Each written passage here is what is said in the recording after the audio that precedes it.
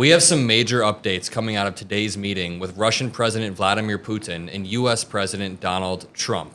Both men have officially landed in Alaska, and they spent a while on the tarmac. Putin was taxiing around while Trump was sitting stationary in his plane.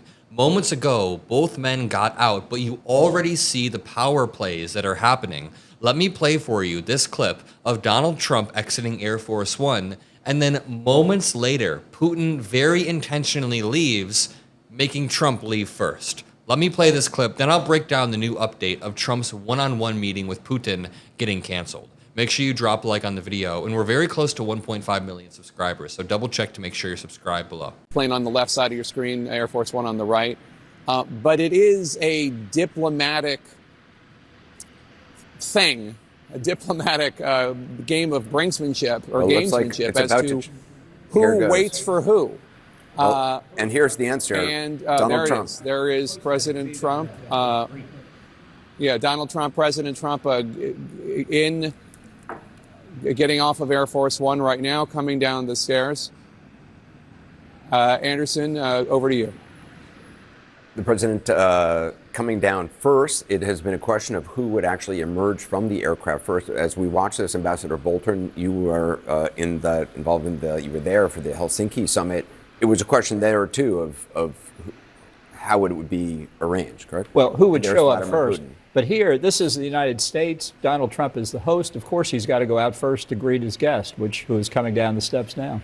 The president's the Air Force One arrived quite a while ago. It's been sitting. And there we have it. A war criminal just stepped on a red carpet in the United States. Just so you know, they literally rolled out the red carpet for Vladimir Putin here. Zelensky, who got invaded, who has struggled for years to make sure his country is still alive, has been fighting on the front lines, comes to get yelled at by Donald Trump and J.D. Vance. Meanwhile, Vladimir Putin has the red carpet rolled out for him because Donald Trump has a narcissistic fixation on people that are more powerful than him. Let's read this tweet from Caitlin Collins, who has been doing amazing on-the-ground reporting over in Alaska. She says, "News. A White House official confirms Trump's one-on-one with Putin is no longer happening. Trump chickens out one more time." Now, I do want to give the counter-argument. Even though Trump is showing weakness throughout this whole meeting, it may be good that he's not doing a one-on-one meeting with Putin.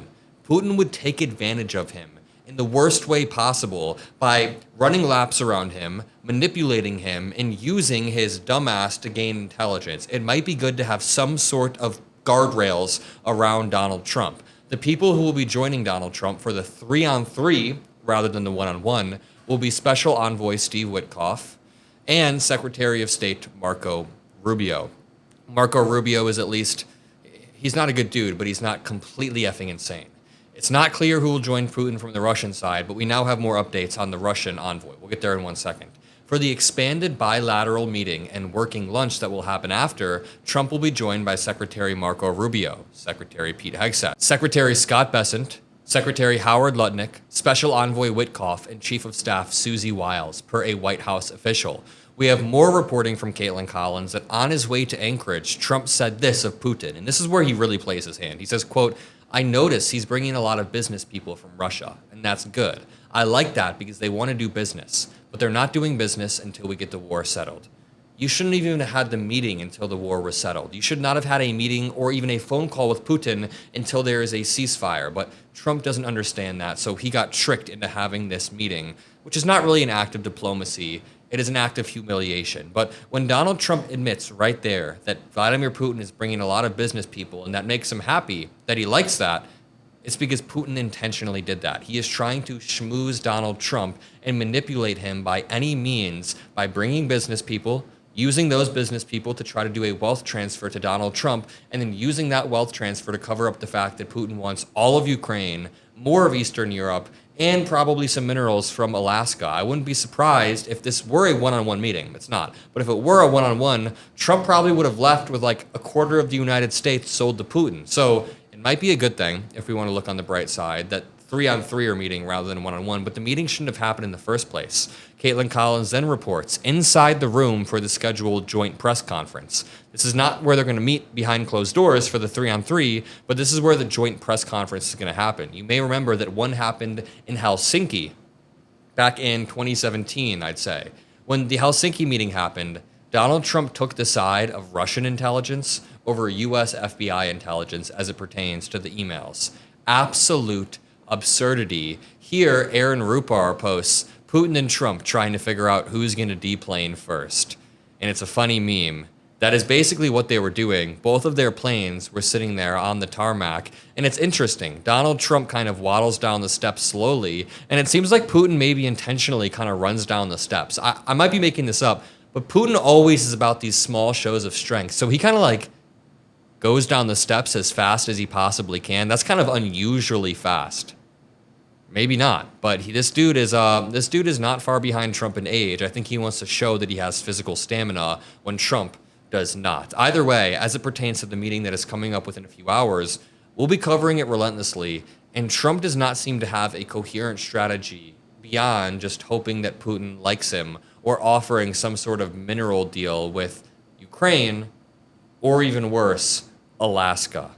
If the first meeting between Donald Trump and Vladimir Putin is any signal of what's to come, then I think it's not going to be good for the United States. Whatever is said behind closed doors will be detrimental, and the pressure that happens after will likely be even worse. Who knows whose side Trump's going to take? Who knows what Putin will manipulate Trump into taking on that stage? Putin will say something that will guide Trump to probably, expose American intelligence, or say something that will throw a lot of people under the bus. So I want to continue pushing this, continue covering this. Donald Trump is very clearly obsessed with Putin from a narcissistic standpoint. So he thinks if I roll out the red carpet, if I treat my buddy well, then maybe he'll end the war. But it's not that simple. Putin is not motivated by friendliness or even money or even greed. He is a greedy person, but when it comes to this war, he is not motivated by greed. He is motivated by territorial expansion. And this is the fundamental problem with the meeting that is about to occur.